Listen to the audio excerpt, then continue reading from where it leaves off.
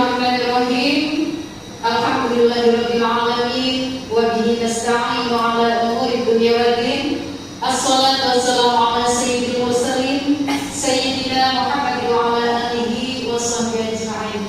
Qala rabbi shrah li sadri wa yassir li amri wahlul 'uqdatam min lisani yafqahu qawli.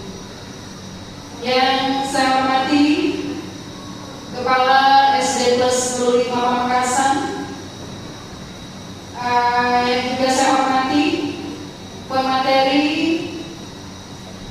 aksi nyata diseminasi budaya positif yang diadakan di SD Plus 25 Pamekasan, yang diadakan oleh calon guru penggerak angkatan 7, yaitu oleh Ustadzah Sufia SPD dan juga Ustadzah Nur Aziza SPDI, serta seluruh peserta diseminasi budaya positif yang juga saya hormati. Pertama-tama marilah kita memanjatkan puja dan puji syukur kehadirat Allah Subhanahu wa taala karena di pagi yang cerah ini kita dapat berkumpul dan bersilaturahim dalam acara aksi nyata diseminasi budaya positif dengan tema menyebarkan pemahaman dan pengalaman penerapan budaya positif yang nantinya akan disampaikan oleh dua pemateri sekaligus, yaitu oleh Ustadzah Sufia SPD dan juga oleh Ustadzah Nur Aziza SPD. Salawat serta salam semoga tetap tercurah limpahkan kehadiran baginda Rasulullah Muhammad SAW, karena beliaulah yang telah menangkis kita minal dzulumati ilan nur. Hadirin yang saya hormati, dalam rangka acara diseminasi pagi ini, marilah kita buka bersama dengan pengucapan basmalah. Bismillahirrahmanirrahim. Baik, terima kasih saya ucapkan kepada moderator atas waktunya. Assalamualaikum warahmatullahi taala wabarakatuh. Salam dan bahagia. Saya ucapkan selamat datang para guru hebat, para ustadz dan ustadzah yang semangatnya luar biasa. Meskipun masih banyak kegiatan, tapi di tengah-tengah kesibukannya masih tetap menyempatkan hadir dalam acara diseminasi penerapan budaya positif. Saya ucapkan selamat datang para guru hebat. Ayo kita belajar bersama, berkolaborasi dan saling mendukung demi mewujudkan disiplin positif di sekolah tercinta ini. Masih tetap semangat para ustadz-ustadzah semua? Semangat, alhamdulillah, luar biasa. Nah, sebelum saya menyampaikan kegiatan pada kesempatan kali ini, apabila saya mengucapkan guru hebat, maka para ustadz dan ustadzah mengucapkan tergerak, bergerak, dan menggerakkan. Yes, seperti itu. Bisa dipahami? Baik, supaya lebih semangat, dimohon kepada para ustadz-ustadzah untuk berdiri. Pada hitungan ketiga, belum duduk ustadz-ustadzah. Pada hitungan ketiga, silakan berdiri. 1, 2, 3. Dari saking semangatnya yang luar biasa saya ucapkan. Baik, sudah siap semua? Ya. Baik, guru hebat, bergerak dan menggerakkan. Yes, kurang ustadzah, masih kurang lompat. Lah, kok para ustadz kurang semangat kayaknya.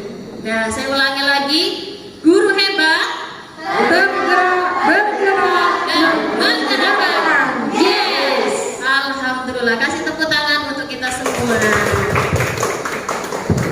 Kami persilakan untuk duduk kembali. Baik, pada kesempatan kali ini izinkan saya selaku pemateri ingin berbagi pengalaman atau ingin berbagi pemahaman selama kami, khususnya saya pribadi dan Ustazah Nur Aziza, dalam kegiatan pendidikan guru penggerak yang selama ini sudah kami laksanakan kurang lebih 3 bulan yang lalu. Namun pada tugas modul 1.4 ini kami diberikan penugasan untuk melaksanakan diseminasi budaya positif. Kami di sini bukan ingin menggurui kalian, namun kita sharing dan kita tetap berkolaborasi untuk menyampaikan apa atau ilmu yang sudah kami peroleh demi mewujudkan peserta didik kita di sekolah tercinta ini, yaitu di SD Plus 05 Pamekasan. Baik, budaya positif. Mengapa budaya positif harus diterapkan? Mungkin di benak para ustadz-ustadzah masih belum, atau ada yang pernah mendengarkan apa itu budaya positif? Ada yang tahu ustadz-ustadzah? Belum? Oke, saya akan jelaskan. Nah, suasana positif ini sangat mendukung dalam menciptakan pembelajaran yang kondusif. Tentunya untuk para anak didik kita di sekolah kita ini, karena dengan suasana positif, murid dan guru akan menemukan kondisi pembelajaran yang menyenangkan. Kalau siswa sudah mengikuti pembelajaran dengan menyenangkan, maka akibatnya dari proses pembelajaran akan berjalan dengan lancar, ya. Kemudian mungkin masih tanda tanya, apa sih budaya positif? Nah, budaya positif ini adalah nilai-nilai, keyakinan-keyakinan dan kebiasaan-kebiasaan di sekolah yang berpihak pada murid agar peserta didik dapat berkembang menjadi pribadi yang kritis, penerhormat dan bertanggung jawab. Nah, supaya lebih memahamkan, khususnya bagi kami dan semuanya, biar kita lebih paham apa sih budaya positif. Nah, budaya positif itu kebiasaan atau nilai-nilai yang sudah kita laksanakan, seperti penerapan sholat duha berjamaah. Itu adalah salah satu contoh budaya positif. Kemudian dengan kebiasaan ngaji setiap pagi, ada tahfidzul Quran, itu juga termasuk salah satu contoh budaya positif di sekolah kita. Nah, dari sini mari tetap kita wujudkan dan ciptakan anak didik kita dengan memiliki nilai-nilai profil pelajar Pancasila tentunya. Karena kurikulum sekarang ini sudah menerapkan kurikulum merdeka. Oke, pada kesempatan kali ini ada konsep utama modul budaya positif. Nah, insya Allah dari beberapa konsep ini akan dikupas secara tuntas, ya, oleh para pemateri yang sudah ada di depan. Yang pertama, perubahan paradigma belajar, disiplin positif dan kebutuhan dasar manusia, motivasi perilaku manusia, dan posisi kontrol restitusi dan segitiga restitusi, serta keyakinan kelas. Mohon maaf bila tidak bisa sampai semua. Mungkin ada yang pernah mendengar disiplin positif, paradigma belajar. Sebelumnya pernah mendengar para ustadz-ustadzah? Belum? Ya, baik. Kita mulai dari pembelajaran dengan paradigma baru. Mungkin sudah tidak asing lagi dengan tokoh pendidikan yang sudah ada di depan kita. Siapa Bapak Ustadz-ustadzah? Kira-kira yang ada di depan? Ki Hajar Dewantara. Beliau adalah sosok pahlawan pendidikan, ya, yang memunculkan paradigma kurikulum merdeka. Nah, pembelajaran paradigma baru apa? Pembelajaran yang berorientasi pada kompetensi pengembangan karakter yang sesuai dengan nilai-nilai Pancasila. Para ustadz-ustadzah sudah paham dengan apa saja pelajar Pancasila? Ada yang bisa? Mungkin Ustadzah Norma? Ya, apa saja isi dari pelajar Pancasila? Karena Ustadzah Norma adalah salah satu di sekolah kita adalah ustadzah yang sudah menerapkan kurikulum merdeka. Mungkin bisa diberikan contoh apa pelajar Pancasila seperti apa? Monggo Ustadzah Norma. Sampai saat ini saya sudah mencoba untuk melaksanakan P5 yang sudah jadi kurikulum ya, maksud kurikulum di kurikulum Merdeka. Di antaranya ada Beriman 6 poin. ya, Beriman dan bertakwa, berkebinekaan global, gotong royong, kreatif, bernalar kritis, dan mandiri. Itu bagian yang kita usahakan yang mencakup sebagai profil Pancasila anak-anak didik kita. Ya, oke. Kasih tepuk tangan yang meriah untuk Ustadzah Norma. Terima kasih. Sudah ada titik terang mengenai pelajar Pancasila seperti apa. Ternyata peserta kita sudah ada yang sudah paham. Mungkin supaya lebih paham pada peserta yang lain, sambil kita nyanyikan bersama-sama ya. Sebelumnya saya akan memberikan contoh terlebih dahulu sambil tepuk-tepuk tangan, tidak apa-apa ya, biar lebih semangat dan biar lebih fokus lagi. Seperti ini saya kasih contoh terlebih dahulu. Pelajar Pancasila beriman dan bertakwa pada Tuhan Yang Esa dan berakhlak mulia, berkebinekaan global, gotong royong mandiri, kreatif dan bernalar kritis. Bisa dipahami, kita nyanyi bersama-sama ya Ustazah. Oke, ayo 1, 2, 3.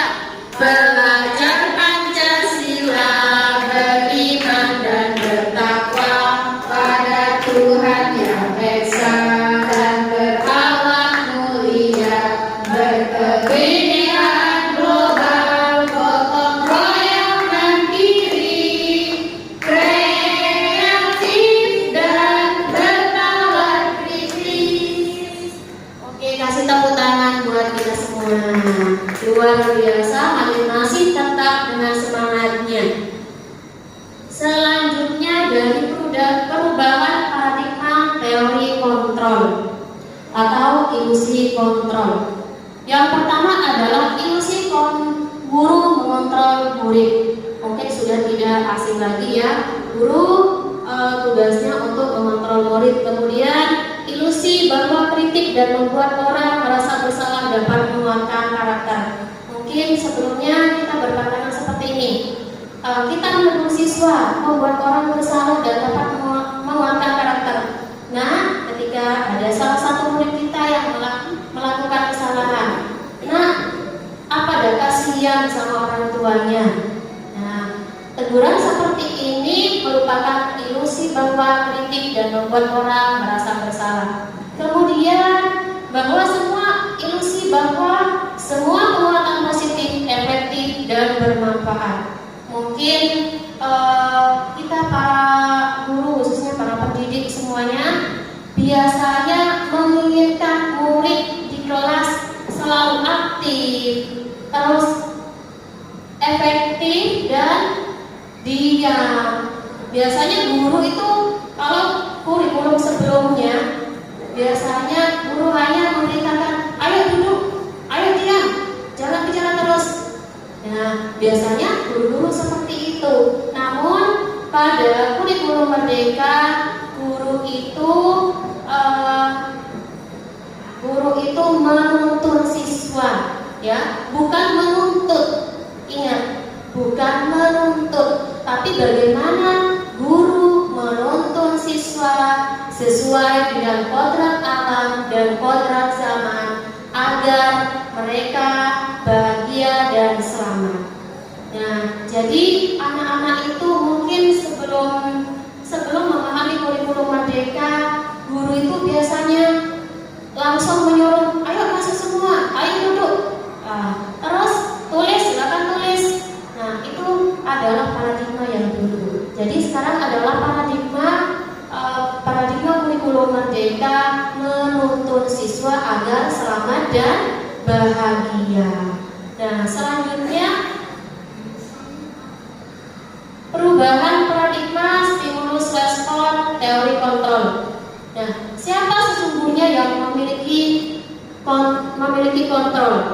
Nah, di sini ada stimulus respon, ada teori kontrol. Kita mencoba mengubah orang agar berpandangan sama dengan kita. Biasanya kita seperti itu. Ya, kita seenaknya mengatur siswa. Teori kontrol, kita berusaha memahami pandangan orang lain tentang dunia. Kemudian stimulus respon yang kedua, perilaku buruk dilihat sebagai suatu kesalahan. Padahal tidak semuanya. Semua perilaku itu memiliki sebuah tujuan. Kita tanyakan dulu apa alasannya melakukan suatu kesalahan. Kemudian stimulus respon yang ketiga, orang lain bisa mengontrol saya. Teori kontrolnya hanya Anda yang bisa mengontrol diri Anda. Terus selanjutnya, saya bisa mengontrol orang lain, tapi Anda tidak bisa mengontrol orang lain. Nah, mungkin pemahamannya seperti itu. Selanjutnya, konsep yang kedua adalah disiplin positif. Kalau kita bicara disiplin, maka ada hubungannya dengan sebuah aturan. Ya, dalam budaya kita, makna disiplin dimaknai menjadi sesuatu yang dilakukan seseorang pada orang lain untuk mendapatkan kepatuhan. Kalau sudah berbicara disiplin, maka tentunya cenderung memikirkan aturan yang membuat para siswa kita tentunya merasa tidak nyaman, merasa dituntut. Nah, sebagai pendidik, tujuan kita menciptakan anak-anak yang memiliki disiplin diri sehingga mereka bisa berperilaku dengan mengacu pada nilai-nilai kebajikan universal. Disiplin positif ini merupakan salah satu cara penerapan disiplin yang bertujuan untuk menumbuhkan kesadaran serta memberdayakan anak untuk melakukan suatu perubahan sesuai dengan rasa tanggung jawabnya. Ya, jadi mari kita budayakan budaya disiplin positif dalam artian mengajak siswa untuk menumbuhkan kesadarannya. Bukan kita memberikan sebuah hukuman, tapi kita harus bagaimana caranya siswa itu sadar akan perbuatan kesalahannya. Ya, kemudian nilai-nilai kebajikan universal yang harus kita tanamkan.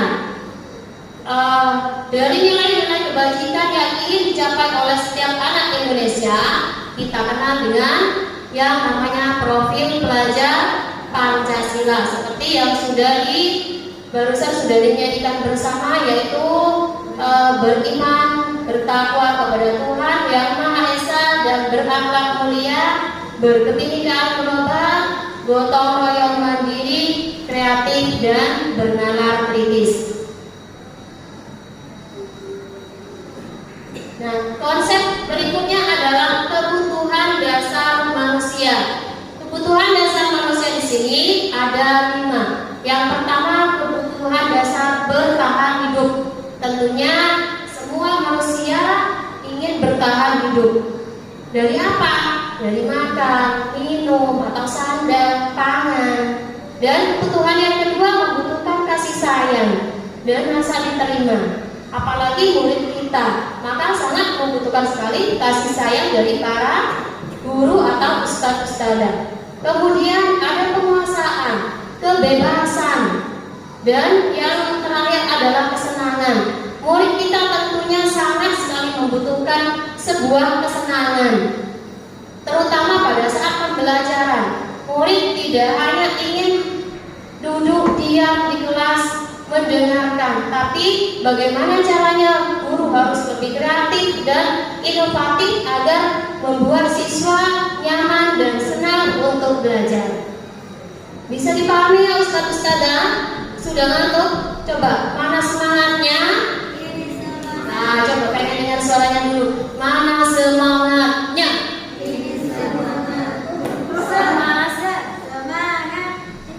Nah, beda ya. Mana semangatnya? Ini semangatku. Hu, ha, hu, ha. Seperti itu ya. Ya, ayo coba bersama-sama. Mana semangatnya? Ini semangatku. Hu, ha, hu, ha. Ya, sebentar, terima kasih. Kami lanjut pada motivasi perilaku manusia. Di sini terbagi menjadi 3 untuk menghindari ketidaknyamanan dan hukuman. Ya, yang pertama untuk menghindari ketidaknyamanan dan hukuman. Murid melakukan disiplin diri karena ia takut dihukum. Ya, biasanya seperti itu.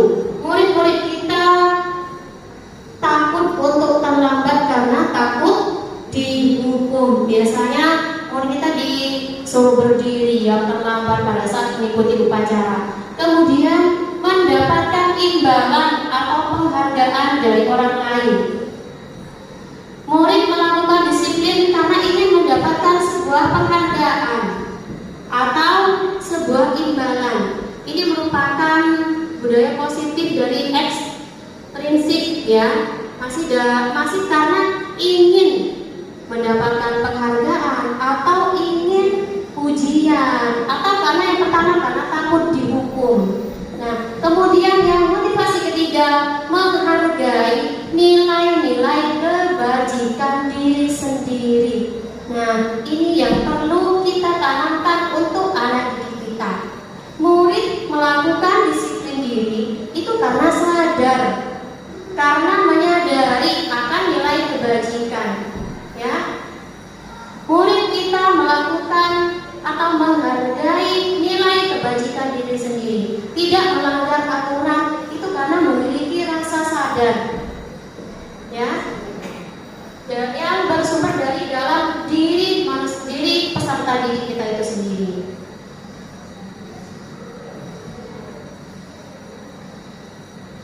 Untuk selanjutnya ini akan dilanjutkan oleh pemateri yang kedua. Sebelumnya saya kembalikan lagi kepada Ibu Moderator.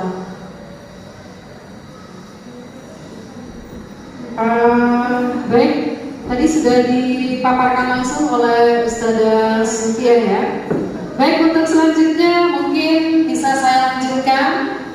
Baik, Assalamualaikum warahmatullahi wabarakatuh. Baik, bagaimana teman-teman? Masih semangat seperti tadi? Mana semangatmu? Ini semangatku. Oke, seperti itu ya. Jadi walaupun banyak sudah ya, bukan sedikit, ini tidak mengurangi semangat kita untuk belajar lebih baik lagi dalam rangka memotivasi diri untuk memberikan pembelajaran yang terbaik, khususnya di sekolah kita SD Plus 25. Tentunya perubahan-perubahan itu harus kita lakukan berjenjang, atau mungkin bisa tiap waktu kita melakukan perubahan-perubahan yang sekiranya dapat memajukan sekolah kita khususnya dan juga pendidikan secara umum di Indonesia. Baik, Ustadzah, tadi sudah luar biasa sekali disampaikan oleh Ustadzah Sufia. Untuk selanjutnya lanjut tentang apa itu pengertian restitusi. Baik, restitusi adalah sebuah proses menciptakan kondisi bagi murid untuk memperbaiki kesalahan mereka, sehingga mereka bisa kembali pada kelompok mereka dengan karakter yang lebih kuat. Restitusi juga merupakan proses kolaboratif yang mengajarkan murid untuk mencari solusi untuk masalah mereka dan membantu murid berbuat lebih baik lagi ke depannya, mungkin seperti itu ya. Kemudian di sini ada juga konsep disiplin. Pendekatan restitusi ini merupakan sebuah cara untuk menyelesaikan masalah-masalah yang mungkin terjadi. Di samping juga intinya adalah untuk menanamkan disiplin positif pada murid. Jadi kejadian-kejadian atau pelanggaran-pelanggaran yang terjadi itu bisa dijadikan acuan mereka untuk menyadari tentang kesalahan mereka dan memperbaikinya, mungkin seperti itu ya. Ciri-ciri restitusi diantaranya bukan hanya menebus kesalahan, namun belajar dari kesalahan. Jadi di samping menebus, jadi mereka juga belajar dari kesalahan, kemudian memperbaiki hubungan, dan juga ada tawaran, bukan paksaan. Jadi bukan sistem seperti dulu, kamu harus seperti ini, harus seperti ini, tetapi lebih lunak dan lebih nyaman lagi bagaimana seandainya. Nah, itu lebih lugas, lebih menyentuh ketimbang kamu salah, kamu harus. Itu sudah bukan jalannya lagi. Jadi mari kita perbaiki secara perlahan. Kemudian menuntun untuk melihat ke dalam diri dan mencari kebutuhan dasar yang mendasari tindakan. Selanjutnya adalah fokus pada karakter, bukan tindakan. Jadi karakter anak seperti apa kita ikuti, kita jadikan solusi yang terbaik sesuai dengan karakter anak. Kemudian ada langkah menguatkan dan fokus pada solusi, bukan pada hukuman. Jadi solusi yang terbaik sehingga anak itu tidak merasa dirinya terpaksa. Ketika melakukan kesalahan, dia menyadari dia salah dan mau berubah, bukan karena paksaan, tetapi berdasarkan dari dalam dirinya, sehingga perubahan itu lebih mengena gitu ya, lebih lama, tidak hanya sesaat karena hukuman. Baik, di sini ada 5 posisi kontrol restitusi. Di antaranya adalah penghukum, kemudian membuat orang merasa bersalah, kemudian ada restitusi kontrol yang lebih kepada teman, kemudian lebih kepada sebagai pemantau dan juga manajer. Baik, mungkin di situ sudah banyak dilibatkan tentang bagaimana itu menghukum. Jadi guru itu berbuat dengan cara contohnya seperti menghardik, menghujat, kemudian lebih pada menjatuhkan mental anak. Kamu ini setiap hari mesti terlambat, menjas anak dia itu terlambat terus setiap hari. Kamu harus ini. Nah, itu lebih pada penghukum. Kemudian membuat orang bersalah. Kamu ini gimana? Masa iya setiap hari kamu harus terlambat?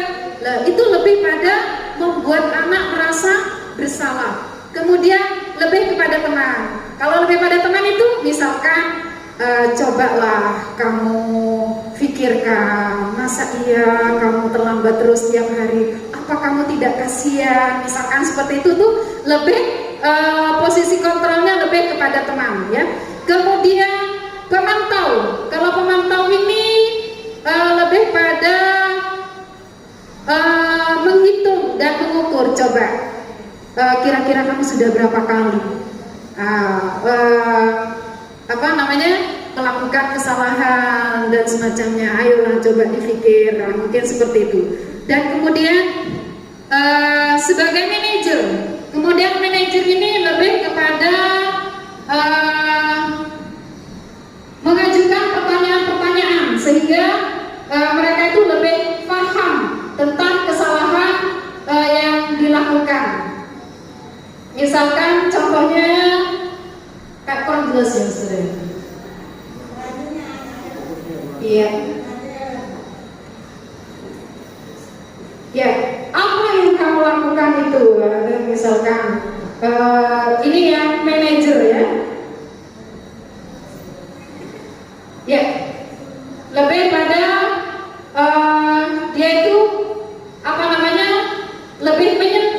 gitu ya, lebih mengena. Misalkan kalau kamu melakukan seperti ini, misalkan kira-kira menurut kamu bersalah apa? Salah apa tidak? Jadi dia itu lebih kepada kita itu lebih menyentuh hatinya gitu, lebih mengena gitu ya. Jadi anak itu diajak berpikir. Jadi apa yang dia buat itu apakah itu merupakan kesalahan atau bukan?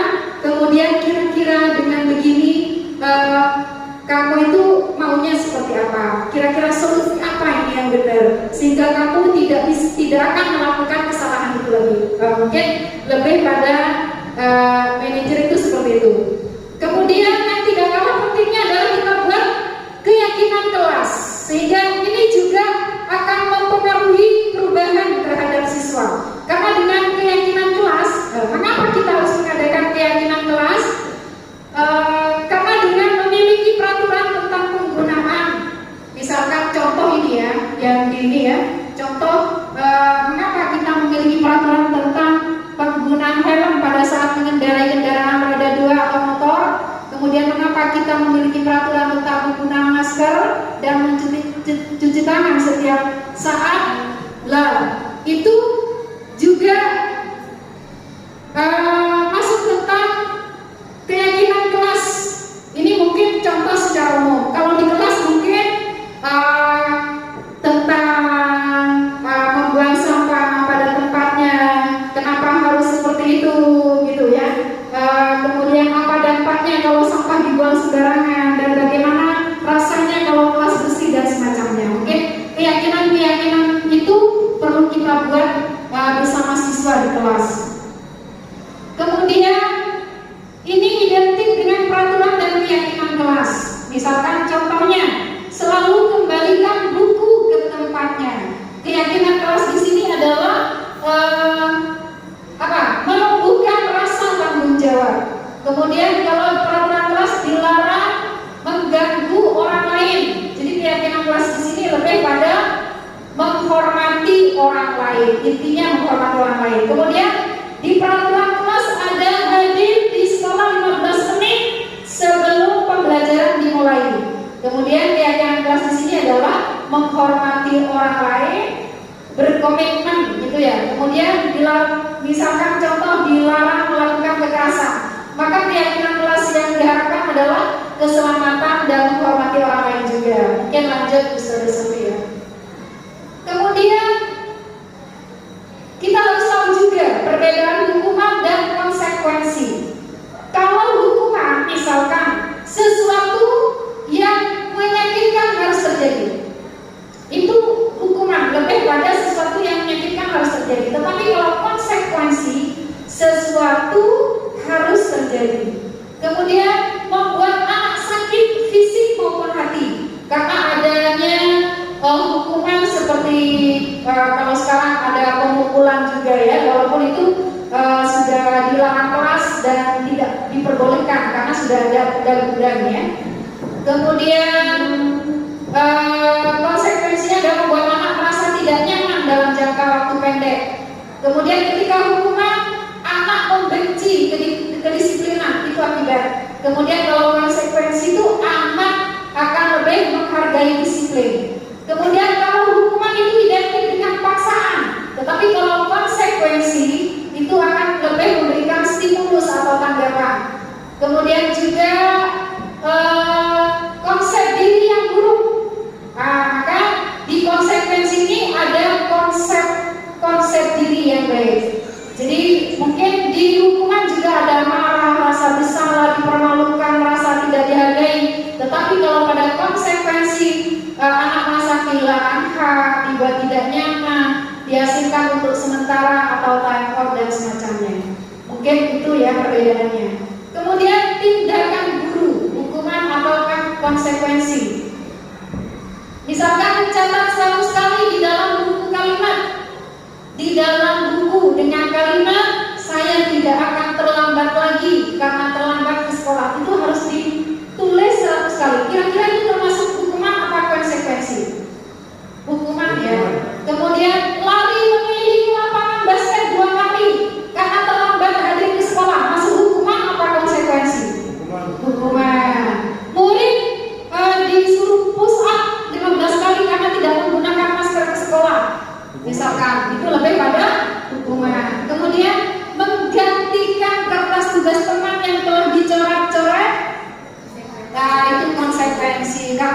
sudah merusak punya teman, maka dia harus mengganti. Itu konsekuensi.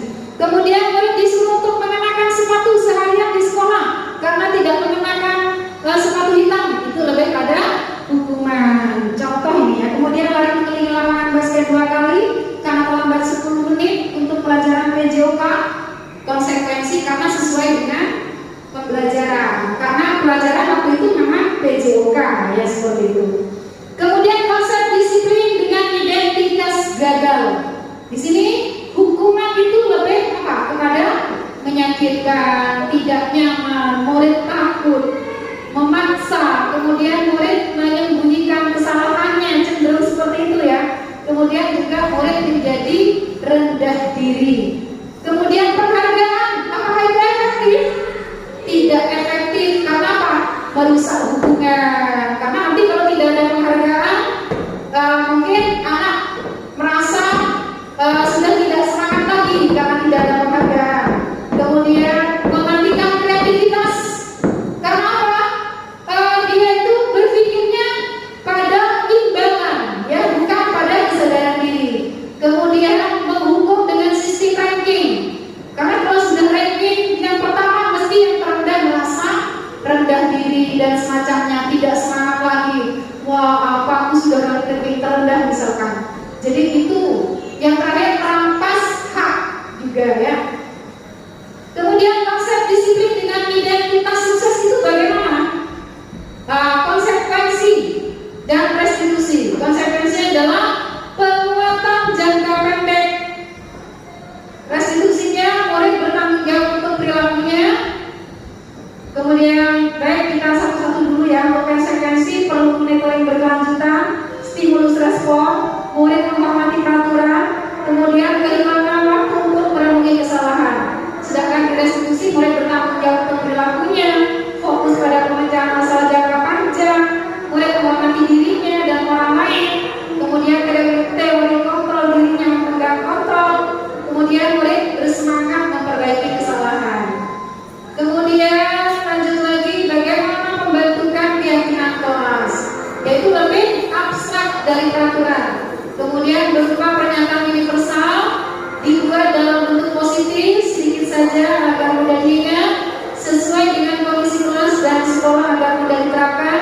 Kemudian semua warga sekolah atau sekolah dilibatkan saat pembuatannya, itu saat membuatnya. Ya, contoh keyakinan kelas, mungkin ini hanya contoh saja, mungkin bisa dipahami ya, bisa ya, karena sudah bisa dilaksanakan di kelas masing-masing. Lanjut Ustazah. Ini ada segitiga restitusi, yaitu menstabilkan identitas kita semua akan melakukan hal terbaik yang bisa kita lakukan. Kemudian di sini ada validasi tindakan yang salah. Semua perilaku memiliki alasan. Kemudian menanyakan keyakinan. Kita semua memiliki motivasi internal dengan menanyakan keyakinan itu ya. Contoh penerapan segitiga restitusi, saudara. Ini contoh kasus misalkan. Ini Ustazah Sufia sedang menanyakan atau mengadakan pemanggilan kepada salah seorang muridnya. Contoh di sini ya. Ya. Bisa kedengeran Ustazah? Gak ada suaranya ya.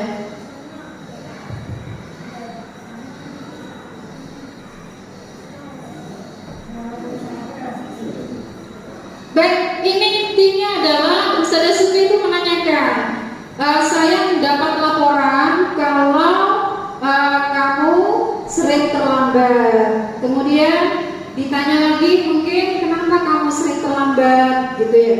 Ya Ustazah, saya bangunnya kesiangan, misalkan. Dengan kamu, apakah ini suatu kesalahan? Apakah dengan terlambat ini kamu merasa bersalah dengan terlambat ini, misalkan?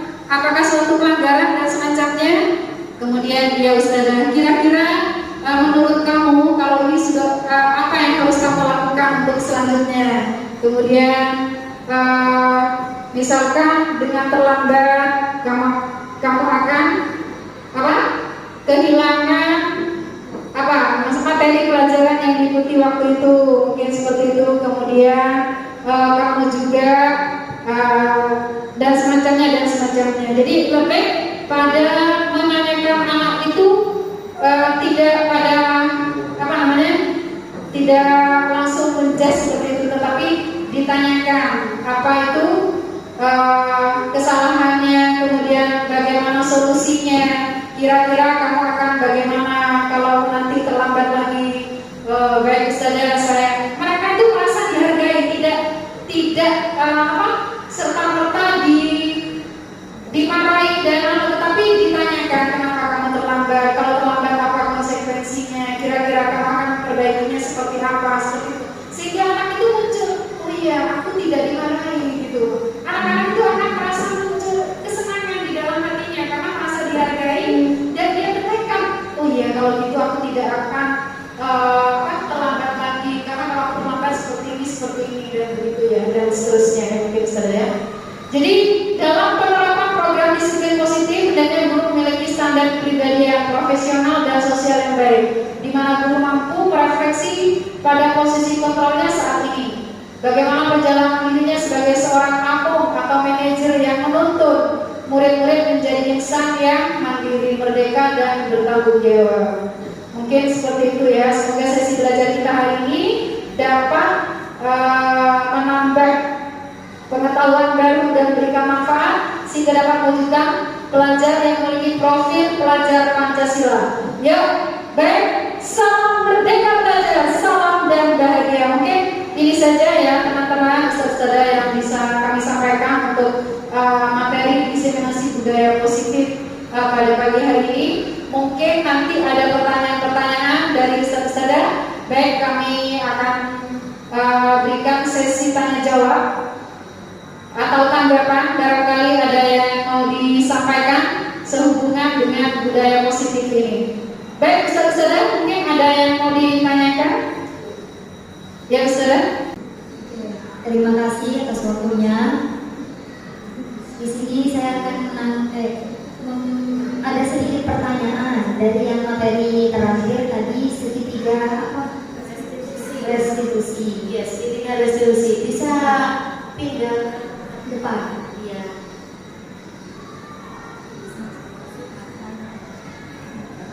Nah, tadi kan masalahnya, contohnya ada siswa yang terlambat.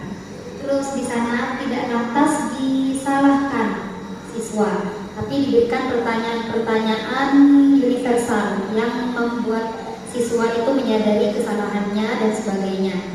Nah, bagaimana kalau misalnya seperti ini? Ada siswa ya, kebetulan ada satu siswa saya, ini anaknya terlambat hampir 1 minggu. Ini terlambat hampir setiap hari. Ketika 1 atau 2 hari terlambat, saya tanyakan kenapa sampai terlambat. Jawabannya sama seperti tadi, dia bangunnya kesiangan atau berangkatnya agak siang dari rumah dan yang ngantarkan dan sebagainya.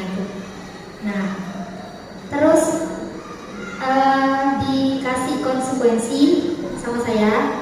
Konsekuensinya itu akan di KKS seperti biasa.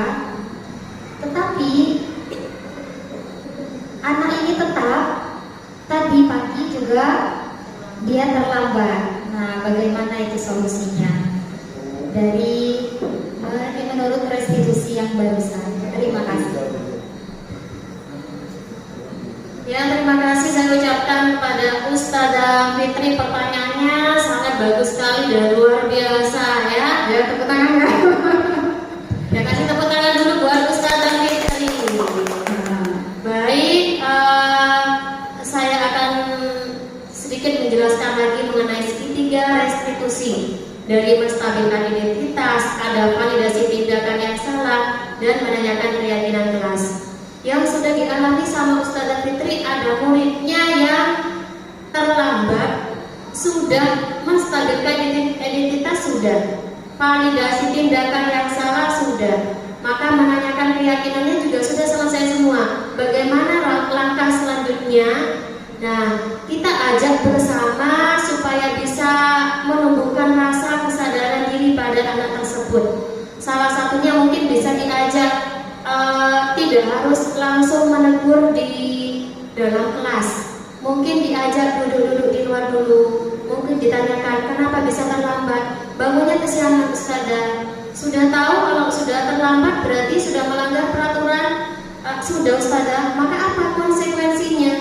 Mereka akan jawab, tapi besoknya lagi terlambat lagi. Nah, mungkin besoknya itu jangan lupa menanyakan lagi, buat perjanjian. Nah, misalkan besok masih terlambat, bagaimana kira-kira? Sampai dia itu merasa sadar terhadap kesalahan yang terlambat. Kita ajak supaya dia itu bisa mencari solusi sendiri. Artinya dia bisa membuat pernyataan sendiri. Oh ya Ustazah, saya akan usaha besok tidak akan terlambat lagi. Mungkin yang namanya juga guru adalah amung ya, harus menghamba pada murid. Jadi harus tetap sabar dalam mengingatkan anak, terutama sekarang adalah sesuai pemikiran KHD, harus menuntun terus. Bisa juga dengan diingatkan, atau bisa karena sekarang bukan langsung menegur kepada orang tua, tapi kita juga bersilaturahmi dengan orang tuanya agar membangunkan anak itu supaya tidak datang terlambat. Mungkin itu adalah salah satu saran dari saya, dan insya Allah Ustazah Nur Azizah juga akan menambahkan. Baik, ini pertanyaan yang sangat bagus sekali ya.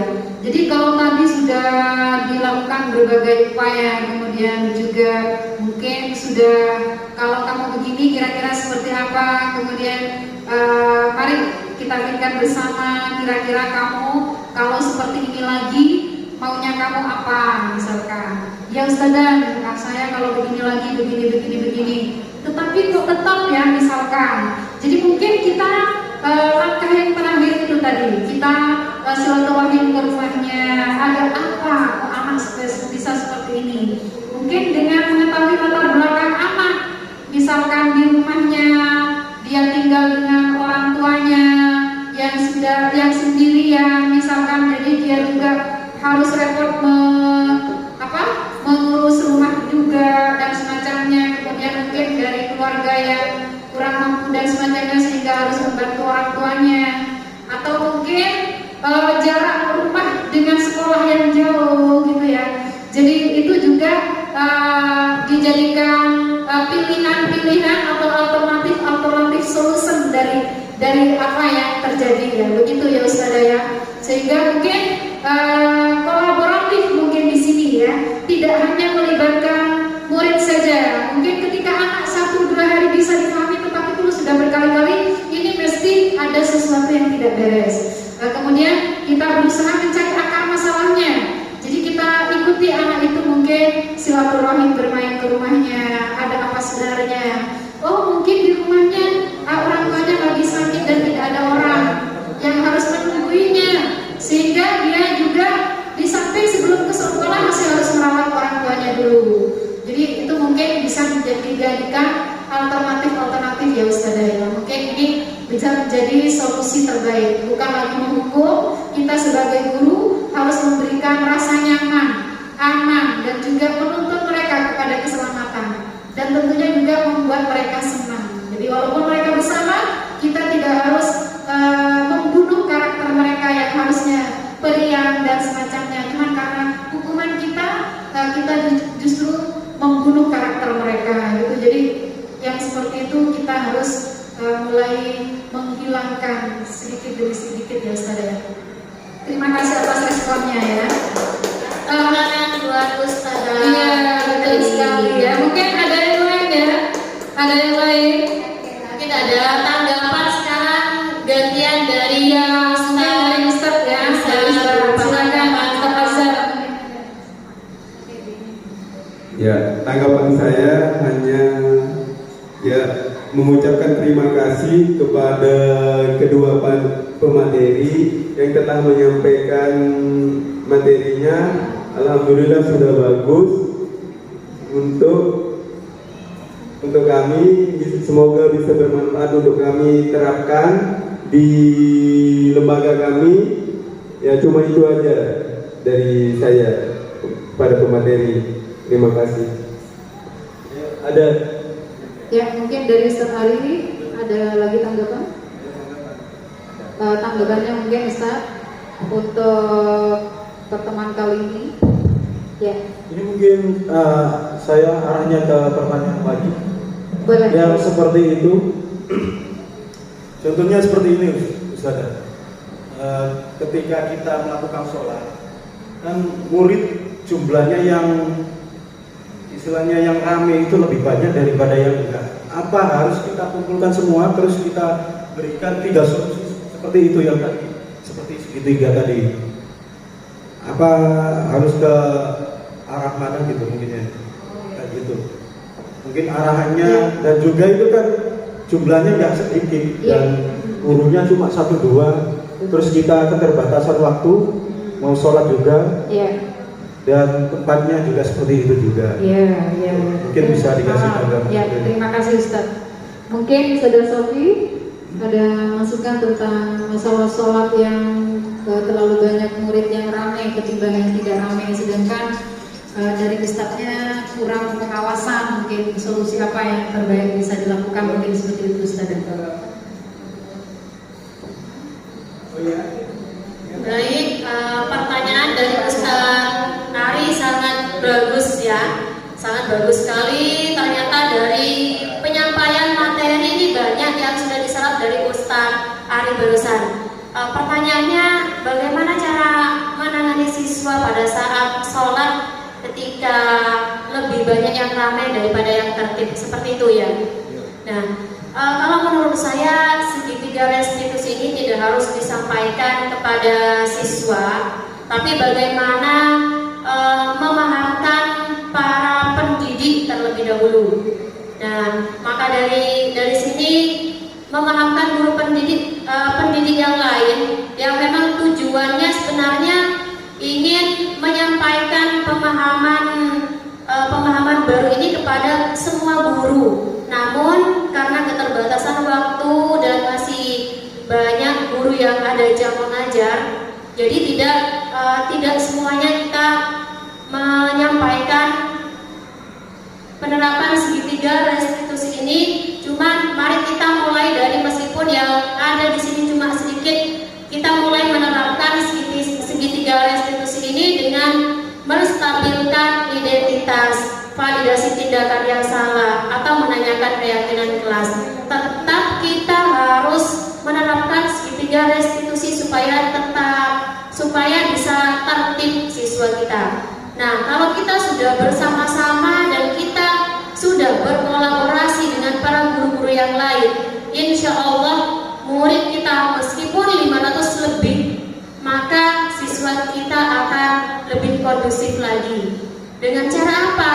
Tetap menanamkan kesadaran diri, bukan cara menghukum, baik dengan mengeluarkan kata-kata yang kasar.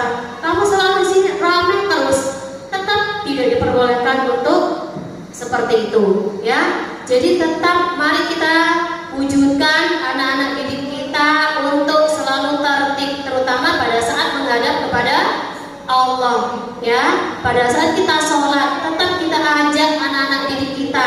Kita tetap berusaha menyadarkan anak-anak didik kita agar sadar bahwasanya pada saat sholat itu kita menghadap Allah dengan khusyuk dan tidak ramai. Kita berusaha berkolaborasi bersama-sama, insya Allah akan tertib dan akan kondusif pada saat sholat, ya. Baik, ini menambahkan saja ya Ustaz Ali ya. Ketika kita melihat anak didik kita yang mungkin banyak dengan pengawasan dari guru yang sedikit, sebenarnya memang benar katanya Ustaz Sofi. Walau bagaimanapun kita harus tetap menerapkan segitiga restitusi ini. Jadi memang yang lebih dulu dipahamkan itu adalah guru kita. Kita kan sebagai guru digugu dan ditiru. Jadi kita memberikan contoh yang baik dulu, bagaimana sholat yang benar dengan mengoptimalkan jumlah guru yang ada. Misalkan guru yang ada itu ada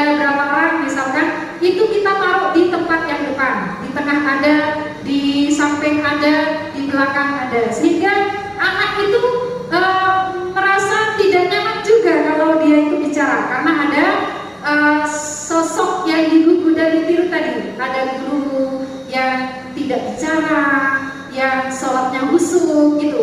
Mungkin mereka itu akan lebih tersentuh ketimbang guru hanya menyuruh saja, hei diam, tetapi dirinya tidak melakukan.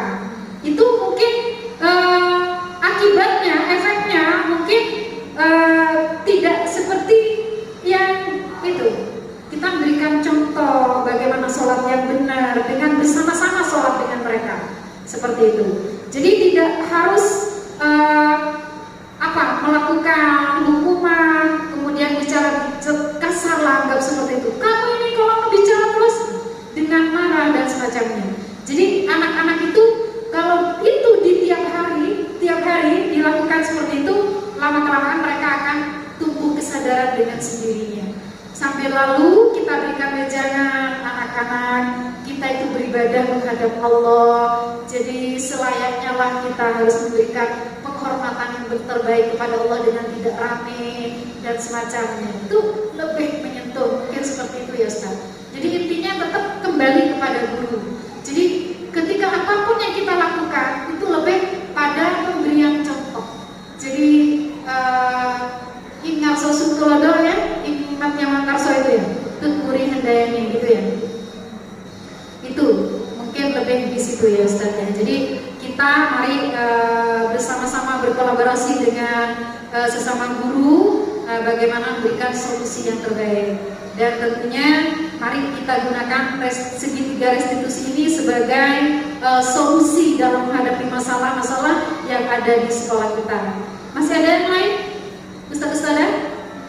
Baik, kalau tidak ada mungkin cukup sekian dan demikianlah pemaparan diseminasi tentang budaya positif pada pagi hari ini. Saya merangkap ini ya selaku moderator dan juga pemateri. Saya Ustazah Nur Aziza dan juga Ya, saya Ustazah Sufia. ya, kami mengucapkan terima kasih atas segala perhatian dan terima kasih atas segala waktunya yang telah diberikan kepada kami. Dan marilah kita tutup acara diseminasi budaya positif di SD Plus 05 Pamekasan pada pagi hari ini dengan pengucapan Alhamdulillah bersama-sama. Alhamdulillahirabbil alamin. Jangan lupa guru bergerak Indonesia maju. Salam dan bahagia. Assalamualaikum warahmatullahi wabarakatuh.